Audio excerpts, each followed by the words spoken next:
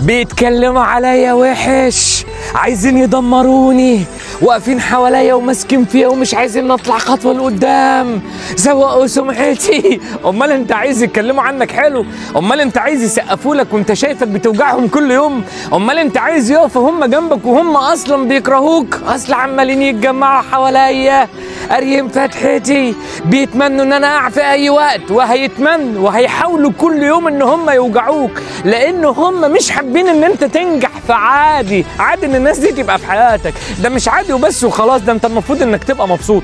كل بني ادم حواليك عايز يوجعك، وكل بني ادم بيراهن على فشلك، ده والله العظيم فرصه ليك وهيقويك اكتر واكتر. وفي يوم من الايام هتحكي لهم تقول لهم اللي كان عايز يوجعني هو اللي ساعدني، لان الكلام اللي كان بيهددني بيه وبيوجعني بيه خلاني اشتغل على نفسي اكتر واكتر. فمش مشكله اللي بيقولوه عنك، يقولوا اللي يقولوه ويتكلموا اللي يتكلموه ويعملوا اللي يعملوه، لان ربنا مطلع في عز الزحمه، وفي عز الناس اللي عماله ترطرط بالكلام، وفي عز الناس اللي موجوعه واللي مألومه واللي بتحاول تعمل حاجات غلط. انت بتشتغل، يتكلموا عليك وحش وانت بتشتغل، يحاولوا يوقعوك وانت بتشتغل، يحاولوا يجيبوا في سيرتك وانت بتشتغل، يناموا بالليل وانت بتشتغل، لان انت ما وراكش غير الشغل.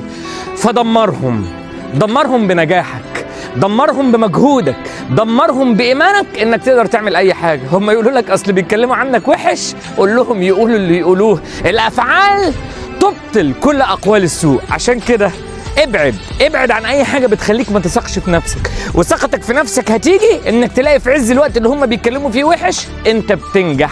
دمرهم بنجاحك.